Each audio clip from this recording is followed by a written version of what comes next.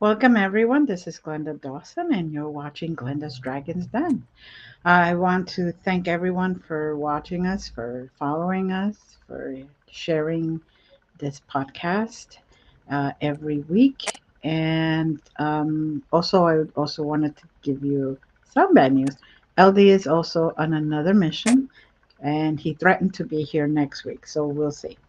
Uh, Tonight, we have a phenomenal um, guest who is also a friend of mine. We met through our sons, and she is a wonderful writer, a wonderful musician, a singer. I could be here saying so much stuff about her for a long time, but I prefer that she tells you all about her. Welcome, Roberta Pascow. How are you? I'm good, Glenda. Thank you so much for having me. Thank you. Okay, it's the tell me about yourself moment. Yes, yes. So, like we were talking before, and you were saying it's like school where you want to let Yes, everybody else tell them about yes. Let yourself. everybody go first so you can see what they're Yeah, trying to get. See, yeah. and But there's nobody there. it's even though it's hard, that tells me that um, spiritually you are not letting your ego take over Yes. because you are very humble, and with that comes so much spirituality and such good energy. So, You. come on, let's hear all about Okay. you. So I am a singer and a Mhm. writer. And as we were saying before when we were talking, it's really all about stories. I am passionate about stories. And it started out with writing songs when I was a baby, which sounds really not humble and obnoxious, but it's not. I don't mean it that way. My parents tell me that when I was a baby, that I would sing in the crib and make up songs and rock in the crib to the beat, and the crib would move across the room, and the downstairs neighbors would complain with all the scraping of the crib legs on the floor. And but if you're singing a song, you're making up a story. You're thinking about characters. There's feelings. There's emotions. And then it was playing with dolls as a child, and that's stories. You're making up which one is me, which one is you, what's happening to that character. And then I started to actually write stories, and that's also very gratifying. So I've been doing this forever, Mhm. um, ever since before I can remember. Let's see. I'm also a vegetarian. I've been a vegetarian since 1975, and that's because I love animals, but I don't judge other people. Everybody has to take their own path. I'm not looking to change anybody's path. So Very that's, good. Very good. A lot of people have a problem with others telling them what to do, but yet they love to tell others what to do. And I keep saying, everybody on their own path. yes, agreed. We're here to evolve and learn and grow. And my path is probably not the same as yours, 99% I'm sure, but we may meet somewhere. We may cross paths. We may meet for a reason, but that doesn't mean we're on the same path. Yeah, I agree. I mean, I think ultimately that we're all one. I believe in the universal mind. I Mhm. believe in the primacy of consciousness. Right. Um, but in this realm where we think we're separate, everybody has their own path, and I try not to judge. I Hmm. try. Very good. So, writing, you said that you started to write. Now, what age were you officially starting to write all these? Music or stories? Okay, music. Let's start with music. Okay, music.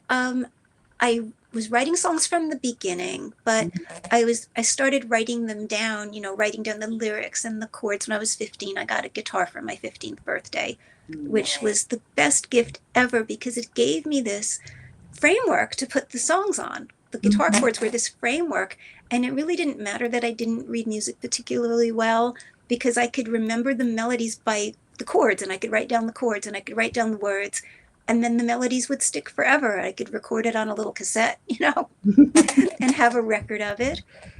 So that was really the beginning of that. And then stories, I think, also all along, like I always liked creative writing in school. When we had to write a story, I never thought of that as a threatening assignment.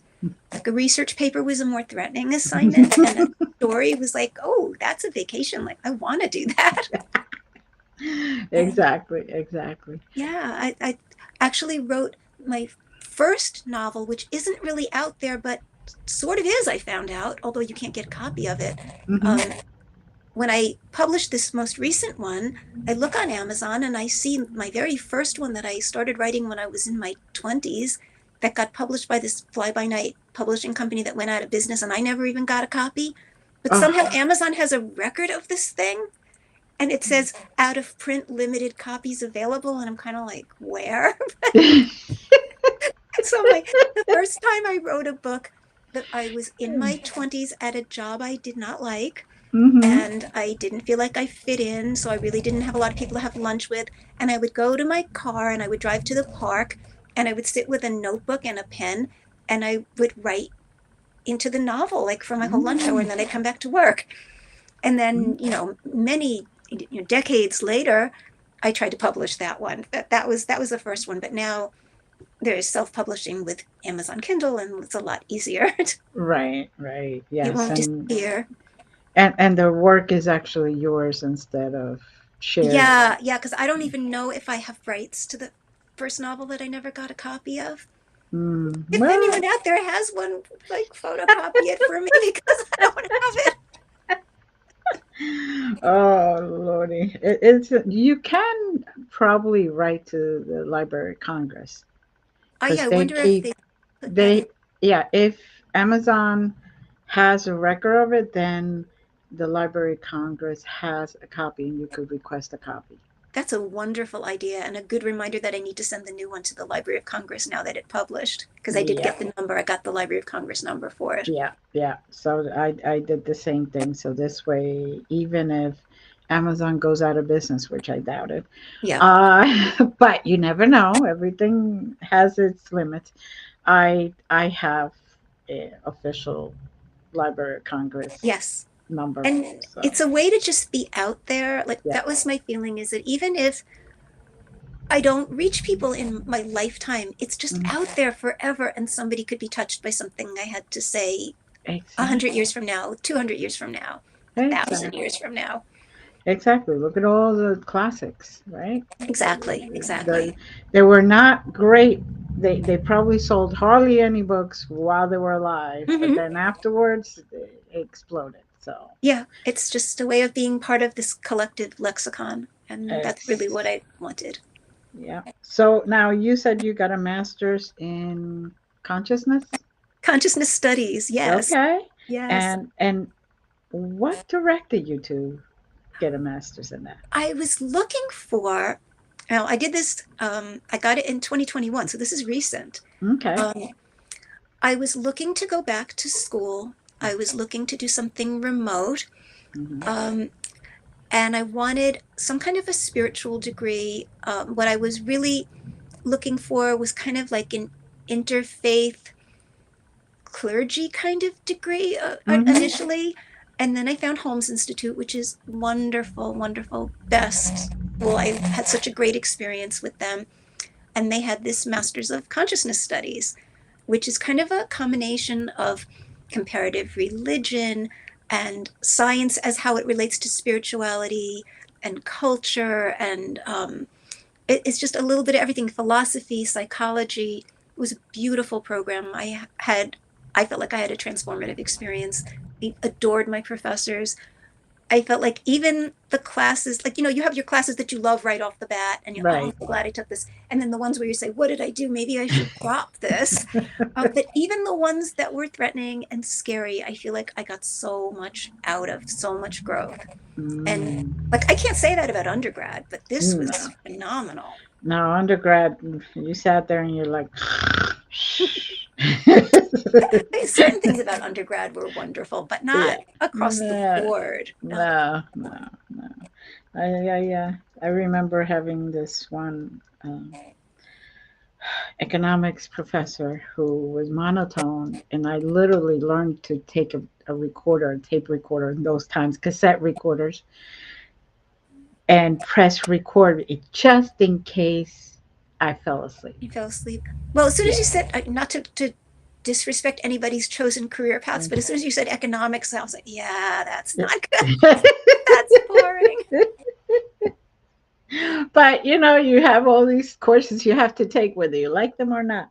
Yes, So, yeah, all the gen uh, ed stuff. right, right. So that sounds like a wonderful experience, and it sounds like it was part of to adding to your awakening and your growth spiritually. So So, much so, so many ideas, particularly in the last story in my book, hmm, the novella, the Be Right Back story. So many ideas from that really came from things I took from grad school. good. Now, what's the name of your book? My book is called Paradox Lost, Mm-hmm. and it's a collection of four shorter works, two Yeah. short stories, and two novellas. Mm-hmm. And they're each very different from one another, but kind of the underlying theme is the everyday person with the extraordinary experience. So, can you tell us about, say, about one of them? Well, Oh, one of them. Okay. yeah. Which one? All right. I think I'll tell you about the last one because that's the most recent. And Okay. that one is actually the main character is me, but Mm-hmm. not in an obnoxious vain way. And I changed her last name and I changed her birthday and year to make the story work. But it's a woman at the beginning of the pandemic when they first locked everything down and everybody was so scared and the whole world was just, it was Mm-hmm. like someone pulled the rug out from under the Yep. earth. Right. And so she's out walking her dog and she finds a magical book with a spell in it that will take her any place to the time and place of her choosing. And she decides to go back to 1968 to her childhood heaven of Nantasket Beach, which was my Mm-hmm. childhood heaven. And of course, what transpires is the whole complexity. You really, when you go home again, it isn't the same. It's magical and it's wonderful and it's different. You see it, you can't see it through your 8-year-old eyes. You're going to see it through your 60-year-old eyes. Mm-hmm. So that's that whole story. And I had a blast doing this. I researched everything. Like if I had her look up and say there was a 3/4 moon in the sky, I went back through the records to see what the moon was that night to make sure that I was accurate. I checked the weather for dates. I checked prices of items. Wonderful. Wow. Yeah, I could imagine going back then, the prices of things. Yeah, that was the all the parts about shopping, about when she gets there and um, I don't want to spoil too much of the story, but she realizes her money is no good there because all the bills have future dates. But she Mm-hmm. does get hold of some money. I won't really explain that. She does Mm-hmm. get to see, some of her own relatives, but she Mm-hmm. can't say who she is. But when she goes and tries to spend the money, how far a dollar goes is like blowing her mind. Right, right. Yep, I can imagine that. So, so tell us about your singing career. Oh, okay. Well, right now it's kind of on hold because although I'm still recording, I'm kind of COVID squeamish. Again, not judging anybody else or what they should do or how they should live, but because so much of my singing was done in nursing homes and senior facilities, Mm. um, I never felt safe going back because there's just so much transmission of pathogens in a Mm-hmm. collective living environment. And Mm-hmm. you can't sing with a mask on unless you want to suffocate. And you Right. have to breathe really deep to sing. So we kind of stopped gigging. We do occasional outdoor gigs, and I am recording. But we had started my significant other and I. We started working together in 1999, and Mm-hmm. we've been performing, all over New Jersey and around New Jersey. And again, like I said, mostly the senior care facilities because that's really where you could get the repeat work, and nobody's pressuring you to have a following. Nobody's just worried about how many butts you could put in the seats and all of that. It's not a high school popularity contest. Right. So, and we were doing music from the 1920s, 30s, and 40s, primarily like jazz, swing, and standards. And so this was music that the seniors could relate to. I'm not saying seniors, Right. like I'm in my 60s. What, what's a Yeah, senior? I know. It's a senior.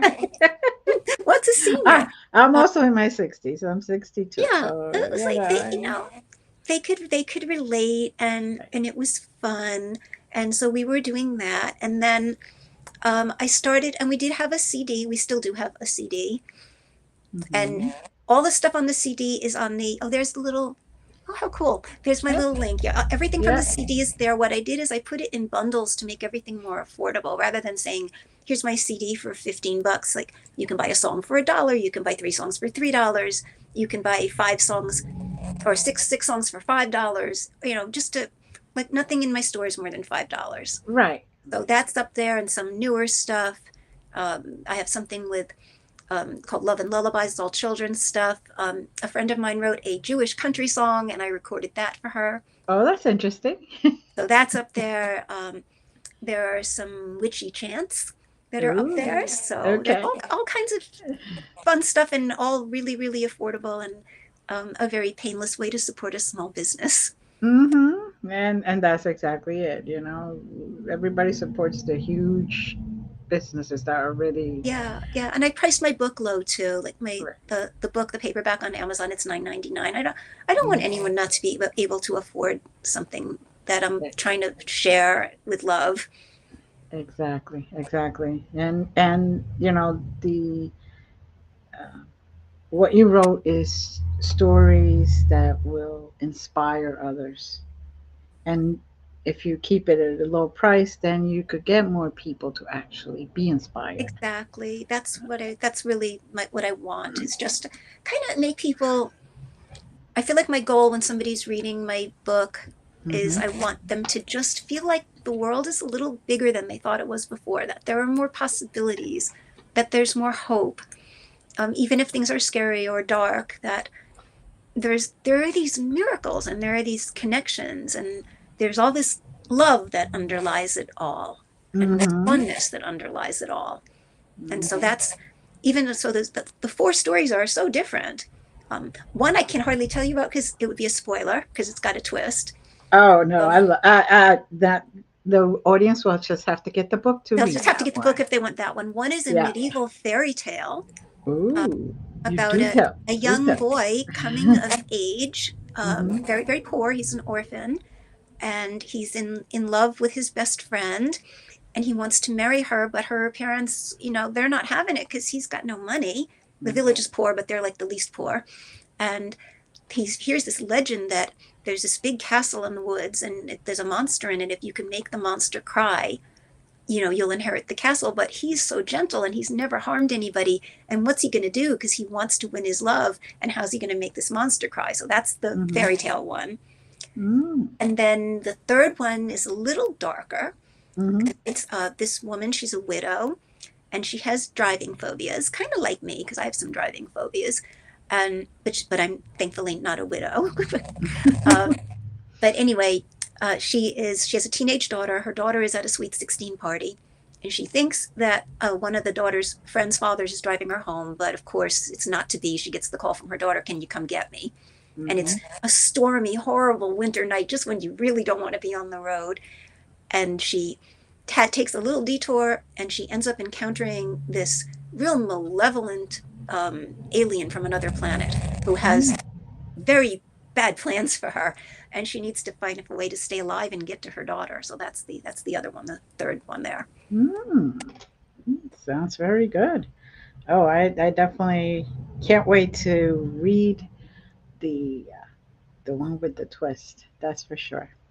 Yeah, I know. Well, I, That's I told you, exciting. don't tell That's anybody. exciting. No, that's exciting. That is I definitely had a exciting. blast with that. That was something suggested by one of my son's friends. He gave me the idea for that. And I'm like, oh yeah, that's a good challenge. I'm going to do that. So, now what do you kind of near plans, future plans? What do you see? Do you see doing a sequel, another book?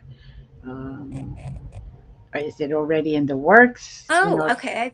I definitely want to keep doing books. hmm I have. two children's books in the works right now, but I also have an adult novel that I have started and stopped for a number of decades that I really, really need to finish. Really, really. And then I have an idea for another one. But I have one children's book that I've written the whole thing, and I'm working with a wonderful artist. Her name is Michelle Santuxi, and Mm-hmm. she is doing paintings to go with it to illustrate it. And when we finish the Nice. paintings, I will publish that one. And Beautiful. that one is about a little girl who's being babysat by her grandparents while her house is being painted, and grandma's napping, and she hears somebody crying in the woods, and she goes and she meets a baby Bigfoot, and all the rest of the story. Oh, Yes, oh, I can't wait. a baby Bigfoot who she befriends. Oh. And that one's called Emma's Secret, and that will be out eventually. Because you can't rush a wonderful artist. You want No, everything to be no, perfect. Um, no. so that's one, and then I'm also starting for kids that are a little bit older, because that one's a picture book. Right. For kids that are a little bit older, I'm starting a series about a golem. You've heard of golems, right? Mm-hmm. Of And it's course. going to be called Gershom the Gentle Golem. Oh. And it's about two children, two twins, a boy and a girl, and they've moved from Florida to New England, and Mm-hmm. they're not happy about the move. They're miserable, but they find a secret room in the attic, and it has all of these. The house used to be their grandparents' house, and they find in it all of this Kabbalah stuff and instructions to conjure a golem, and they Oh. do. And all kinds of stuff ensues after that. So this is the first book. Gershom the Gentle Golem. A golem is conjured. It'll be the first, and Mm-hmm. then there are going to be hopefully more after that. Sounds wonderful. Lots of Sounds writing in the works. good, good. Well, it seems like you've always loved to write, whether it be music or stories. So I was just wondering because I know that a lot of people write and they publish their first book and then they like get stuck, even though they have things already in the Yeah, others in the works, and it's a little hard to restart those juices it flowing. Sort of. is. I know. I mean, I know. And look at the one novel where I've just had. I'm like 80 pages in, and I've got such writer's block on it, and I know I need to just finish it. Just sit down and finish. And I It's keep something. starting other ones. It's like I think every other book I've written is because I'm procrastinating that one. Yeah, I guess you have to figure out what it is that is blocking you. Yeah, I think it's because it revolves around a Scrabble game, and I had it all set up on a board, and the board got knocked over. But Oh. I was able to recreate it. But it's kind of like, oh, I was at the point where I'm going to have to figure out a couple more Scrabble moves to make this whole supernatural thing happen. And then I just realized, really, just a couple of weeks ago, I'm thinking, well, I really don't. I can have the board fall over just like it did in real life and have Yeah, the story ensue anyway. I don't have to map out this entire game there you where go. she's trading And clues. what's the best way? I mean, real life is Is the better best than way. anything that else. It's the best Right. way. And what's so wonderful is that the characters in the story really become references, people I Mhm. can reference, people I feel like not like break with reality, they're my friends, but Right, there are aspects of me that are my friends. right, right. So that's wonderful. That is wonderful. And now um you you don't do this. This is not your full time job, basically. No, when Right. I was gigging, when I was doing music gigs, I considered it to be a full-time musician, but I also work from home as a writer. I write articles, Mm-hmm. like nonfiction articles, and I have done that for about 20 years at this point for various companies. Wow, that's very good. That is very good. Oh yeah, my stuff is it kind of makes me laugh. It's kind of syndicated all over the place. Well, it's good. It must feel good to see that Yeah, all it's kind of around and nice. yeah. And I hope that when I get assignments from work to write an article, I always hope that the information helps people. I always try to do it from that perspective, that they're learning something that's going to make their life easier or better, or at least less difficult. Very good. Very good. So, are you able to tell us some of the stuff that you have? Like what I write about? Yeah, yeah. Oh, okay. Recently for work, I've been writing. a lot of articles about like Medicare and Social Security. These, I do whatever I'm assigned. It's Right. people will say like, "Oh, are you willing to take this topic?" Go, yeah, this is my job, and you're giving me an assignment. Of course, I'm going to do it. Um, let's see, I've done a lot about estate planning. Mm-hmm. But that's really where, like this past year, and I also fact check for the company I work for. I do some fact checking as well, and Good. I love fact checking. It's like meditation. Mm-hmm. I could just fact check because it doesn't feel like work to me. I know that Mm-hmm. sounds crazy. Fact checking just is very relaxing to me. So I do that. Let's see. Uh, I can talk about a company I don't work for anymore in terms of articles I did not enjoy writing. Okay. The two hardest articles I ever had to write, which were for both of the companies are not in business, so I can't hurt or offend anybody by saying I didn't like these topics.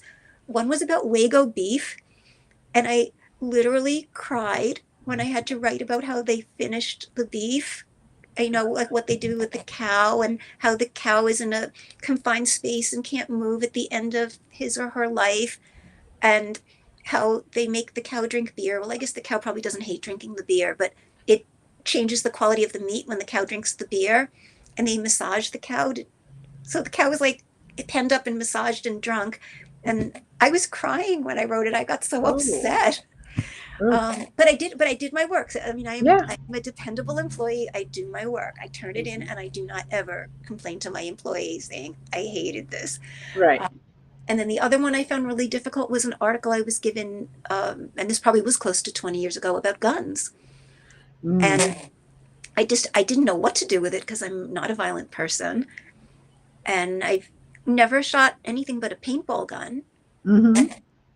Although I wouldn't mind doing target practice. Like I don't have a moral problem with doing target practice. Yeah. I think that might be fun. I would go to I a do range. target. I do target practice, Yeah, I and think that would be it's a kind of lot of fun. fun. It's kind of like the paintball, it's just hitting the Yeah. target. That's But it. like writing about like the gun specs was really dreary. So I Oof. found the only way, and that this company I worked for many years ago, they gave me a lot of leeway with what I did with the article. So Right. what I did is I took all this boring stat, you know, and I turned it into a history. And I talked more about the historical context that the guns were made in, and that this style was made in this his period of time, and this is what was going on. And then came this one, and then this innovation got Also, around it sounds that interesting. Even if you didn't like it so much, you made it into something that worked for you, exactly. and definitely sounds very interesting. Yeah, I tried to The make it history interesting. of it. Yeah. Wonderful. Wonderful. Now, what what got you to do this book, really?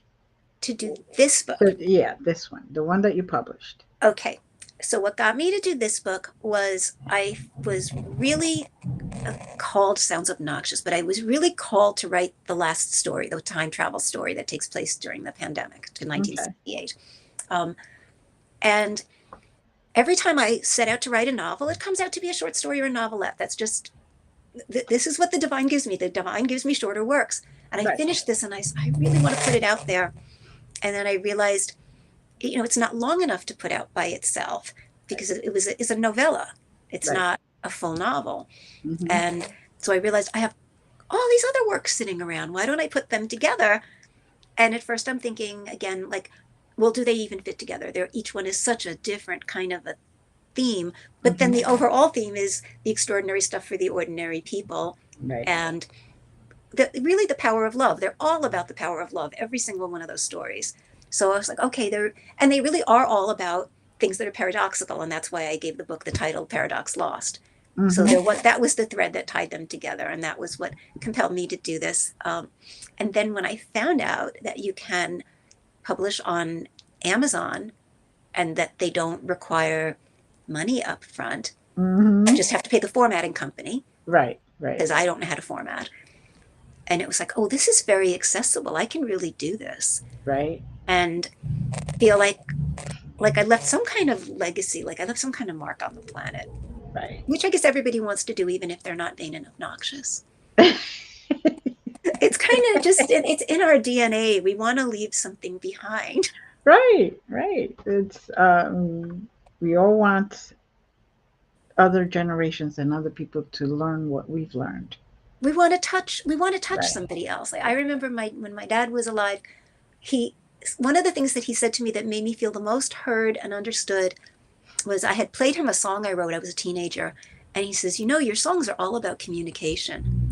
I was like, Mm. yeah, Mm. and he got that. He got that it was all about this is how a person who's a little shy communicates. Mm. Very good. Very good. So, and now, your mom and your dad, uh,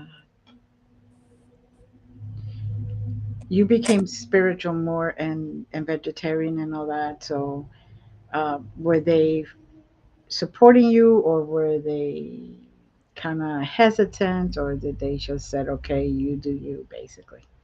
They were totally respectful. My dad teased me because my mom was raised vegetarian, but she rebelled by eating meat as a teenager. And like, oh, please don't tell my dad. She went to a restaurant and ordered tuna fish. That was the big rebellion. Um, so she really understood it. Right. And my dad, even though maybe he didn't understand it as well, he respected it and he would just tease me and say, oh, this is the mutation that skips a generation. And it does because my kids immediately rebelled and ate meat. As soon as they went to elementary school, as soon as they could get school lunches, that was it. They were ordering meat. And there you go. There you And go. But there you go. if they ever have kids, which neither of them plans to, I Uh-huh. bet we get some little vegetarians there. It, I look at it this way: it's grandma's influence. Yeah. Yeah. That's all. So Yeah. much. Yeah. So much. I feel like because I knew about vegetarianism growing up, and Mhm. when we would visit my grandparents in their beach house in Nantasket Beach, Massachusetts, we would be vegetarian while we were there, except that my dad would want meat so bad we would like sneak out and go to a restaurant sometimes. And then he could get his seafood or his burger or whatever. But we didn't bring meat in the house. And, Right. whatever we ate with my grandparents, it was a completely vegetarian meal.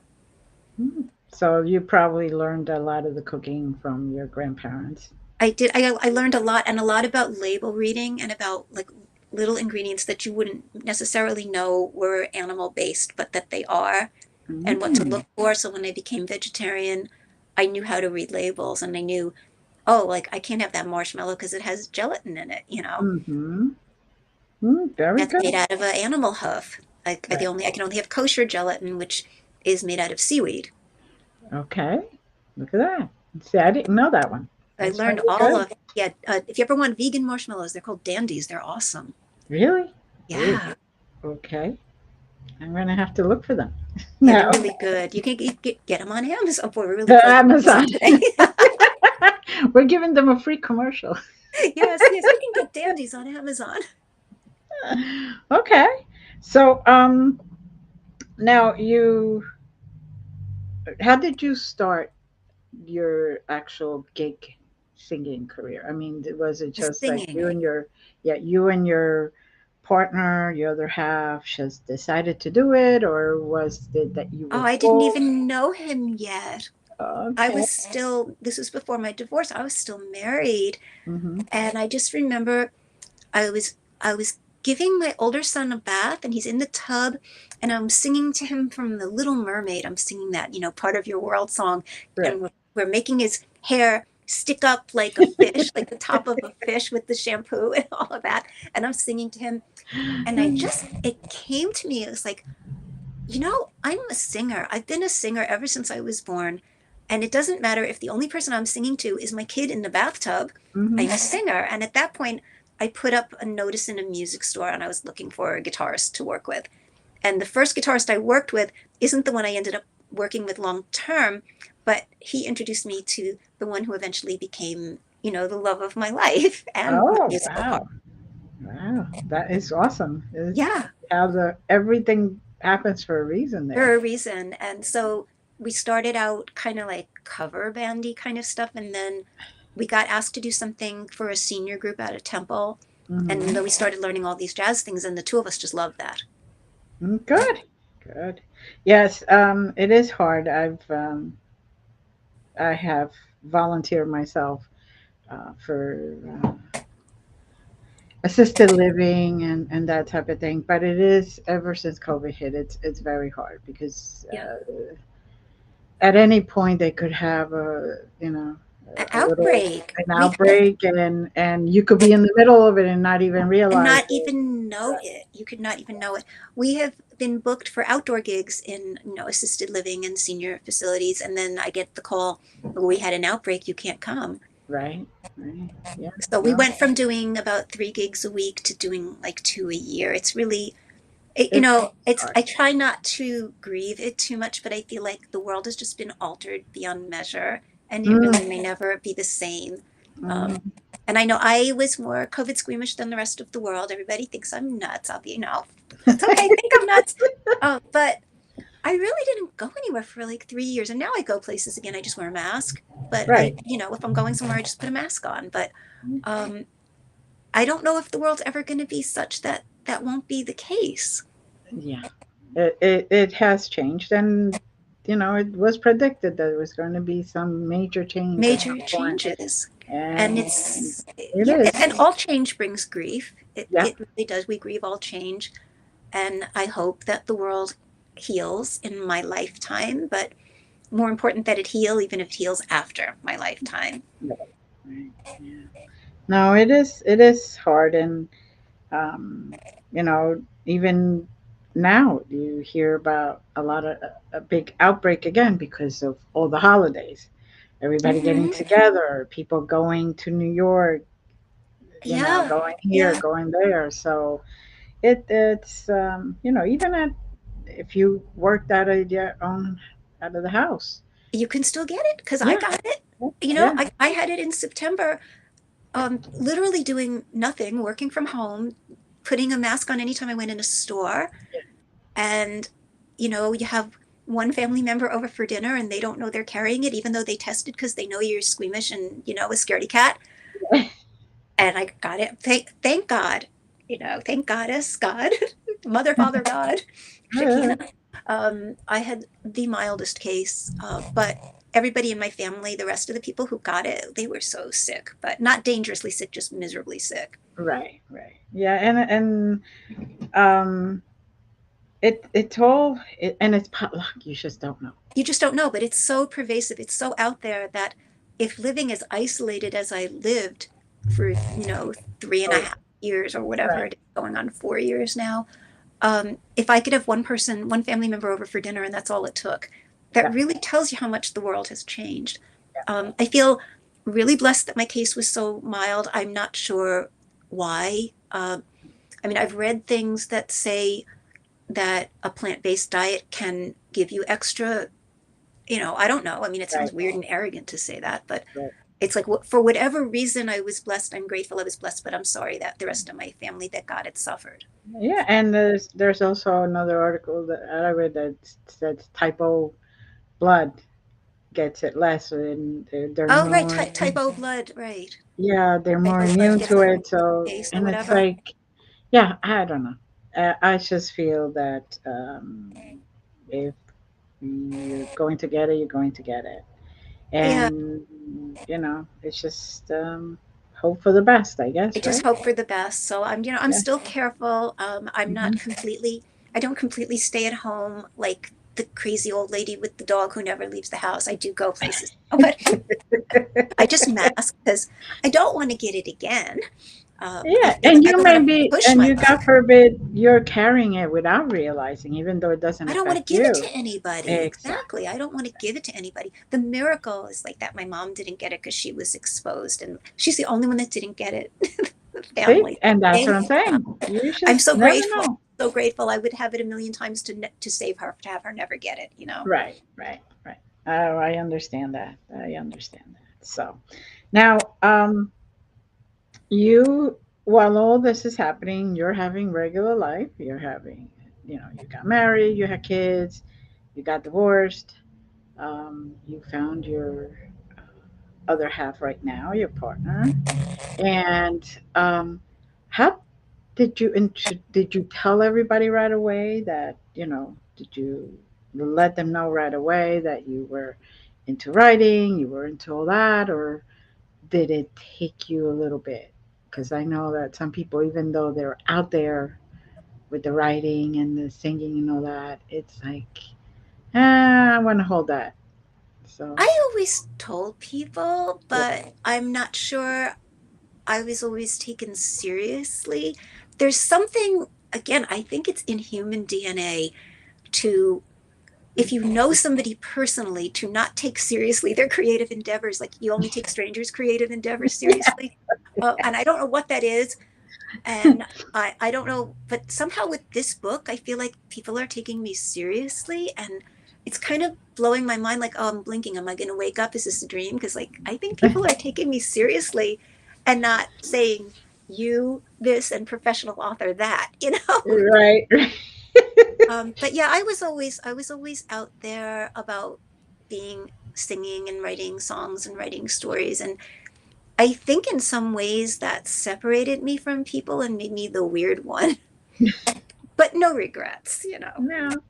Well, you were born with that gift because I mean, even like you said, your parents said that even while you were in the crib, Yeah, so you were natural for it. You it were was always, destined for it. always. I don't remember the crib. You know, that's Right. like someone told me that story. If it's a lie, I can't tell you that I don't remember. But what I do remember is being about 3 years old, and I had, I guess it was one of those, not, was it roseola or one of those little childhood diseases things that you get. And I Right. had a really high fever. And so my parents put me to bed, and to keep me entertained, they gave me a whole bunch of like headbands and hair clips and things, and a mirror to play with. So, because you could do that laying in bed. Right. But what I did, it was stories. And this, I remember this. Each time I put a different thing in my hair, I was a different character, and I'd make up a song and I would sing who I was. I was like 3 years old. So I don't know where that comes from or what I did in another life, Mhm. you know, but Very it's just good.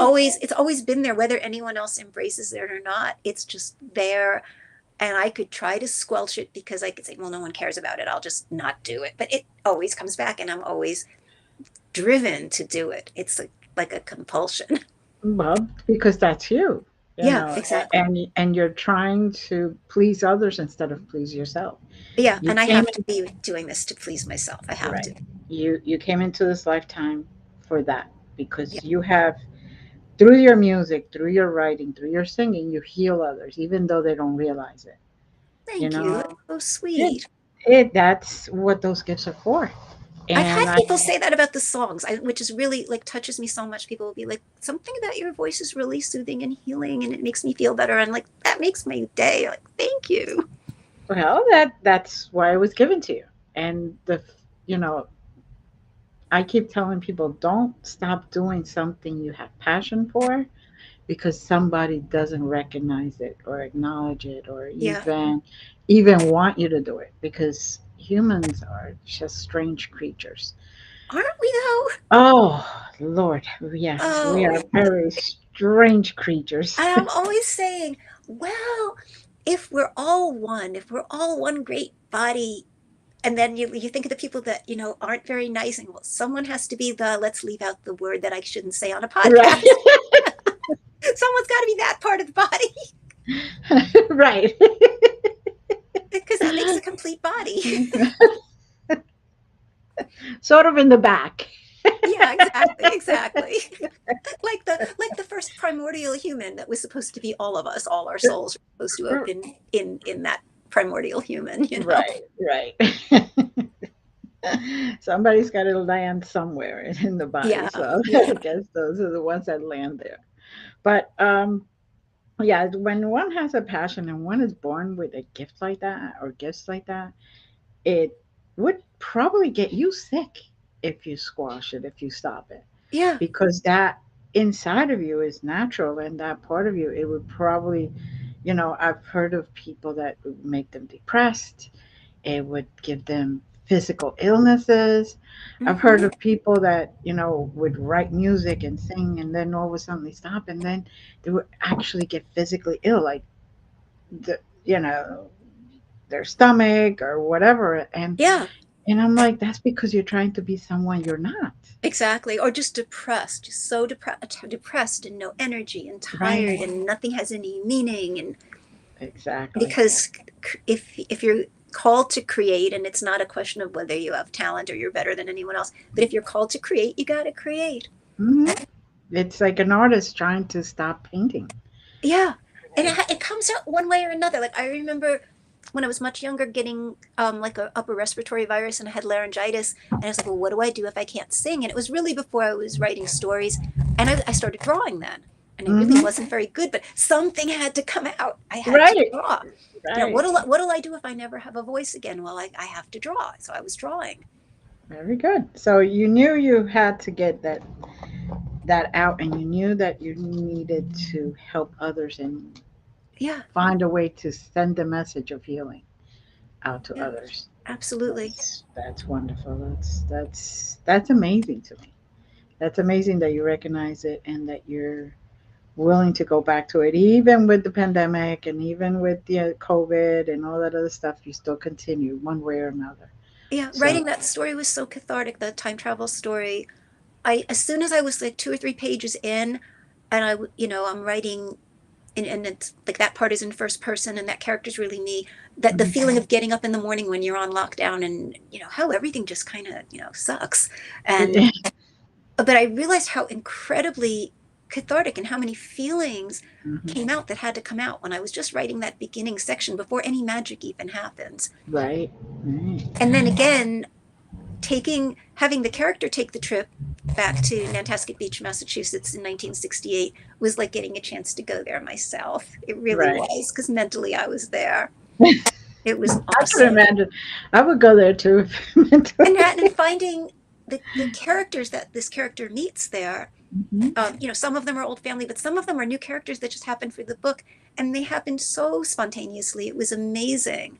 There were 3 teenagers that she meets that I really planned to be. I really meant them to be more like archetypical, like symbolic, like for a Mhm. hero's journey, and they do have symbolic, but they became so real, and I don't even know where they came from, but they came from something outside of me, and they needed to come through that story, and now there they are.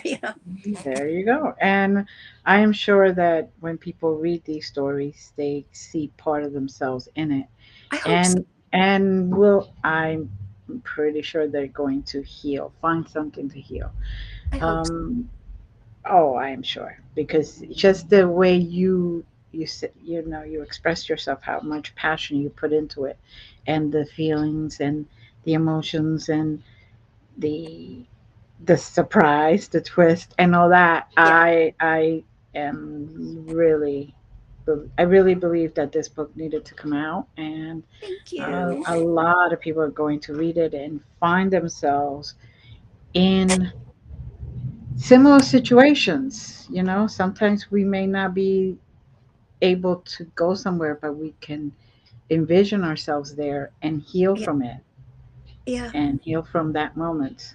Especially when we were all in lockdown, we kind of had to just Oh, I imagine where we know. wanted to go. I feel really blessed that I naturally know how to live in my head, because I think it was a lot harder on certain other people Yes. that are very used to being out in the world, and I like it in my head. It's fine. I don't have a problem with it. So you can travel. You can go to one end of the universe to the other in your head. Exactly, exactly. And that I think comes from reading a lot of books. Like Yes. when I was young, I still do read, but now time is a little difficult. But I used to just sit there and read the whole book. And I once you start a good book and it's like you can't put it down. You just have to Right. I continue. love to read. Oh, Yeah. that's how I start my day, and that's how Hmm. I end my day. Is always with a book. Yeah. Yeah. And it's just it shows you. I mean, and people say, "Oh, I can't get to the library." For goodness sakes, the internet now offers everything. You don't have to even walk into a library if you don't want to. Yeah, I So, love the library. That was one of the first places when I started going places again after COVID. It was like, okay, I have to start going in the library. And so now I make my monthly trip to the library, and I look forward to it so much. And what am I going to bring home? What worlds am I going to bring home? yes, exactly, exactly. So, I'm going to put your email up. So if people want to reach you, Okay, yeah, that's my music email that you have. right? Yeah.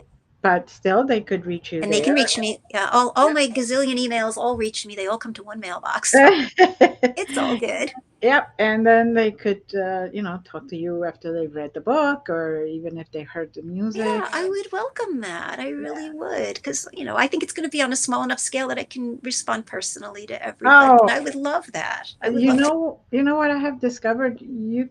One can respond to everyone, even if it's just sending them a little heart or a thank you or something. Something. And it's because everything is meaningful. Every Hmm. single person that emails you, Absolutely, they it, matter. They yeah, matter. And if exactly. somebody cared enough about you to reach out to you, then reach back. I have one. I won't, mention anybody's names. I respect No. everybody's privacy, but an article I wrote for my previous employer, Mm-hmm. someone reached out to me from another country Mm, with she was going through something difficult, and the article was relevant to what she was going through, and she private messaged me. She found me on Facebook, because back then I had my last name on Facebook, which I do not anymore. Not right, because of that, I'm thrilled that I connected with her, but just for privacy, I don't have my last name on Facebook anymore. But she right, found me on Facebook. She private messaged me from the other side of the planet, right. and we have been friends now for like 5 years. See, It's It- and I feel so blessed. exactly, exactly. That's why I'm saying that anybody who wants to email is so beautiful because you actually start that human interaction, Yes, even if yes. it's through the computer. So, I know it's amazing, because when, like, you and I are old enough to know when the internet first came out, and well, you're told yeah, don't talk to anybody because it's all bad people. And I'm thinking, some of my closest friends I met online, right, and exactly. it's opened up a whole world, because a friend in India, a friend in Tennessee, a friend Mhm. in Arkansas, and these people I've kept in touch with for decades. Right, and then you say, "Oh, it's snowing over here. What is it doing over there?" Or what? Oh, you took that trip. Send me pictures, and Yes, you get to exactly. meet each other's neighborhood, each other's countries, each other's Yes. area, and each other's lives through the internet, which is wonderful. It's wonderful. It can be such a gift if people use it as the gift it's meant to be, and if not Exactly. trolls and meanies and stuff like that. If Exactly. people are just kind, it is Mhm. such a gift. It connects worlds. That was a lot of what we talked about in grad school. My advisor was huge, huge fan of the internet for spiritual connection, and oh God, I adored her. She was wonderful. She's not with the school anymore, but she was just so wonderful, Mhm. and I'm grateful to her, and she's a good part of what made my experience there so wonderful. That sounds fantastic. Sounds fantastic. So we have a couple of minutes left. Is there anything else you would like to leave our audience with? That Wow, there's a hard question.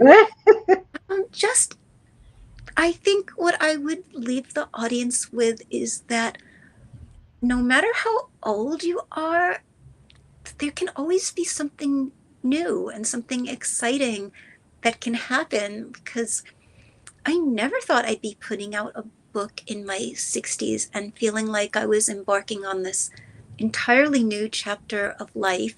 Mhm. And I want to keep making books even if nobody buys them, because it really, I haven't realized how much of a calling it was until I did this one.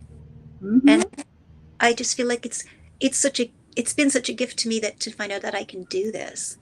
And so I would just say to anybody that's struggling out there, or thinks that everything passed them by and there's no more good stuff, like, as long as you're taking a breath, there could still be good stuff no matter how dark it gets. There's something magical that could still happen if you're open to it. Very well. Very, very well said. Thank you very much. Thank you for And having me. I was so scared, and this was so much fun. you see, thank you to our audience. And as always, many blessings and love you. See you next week.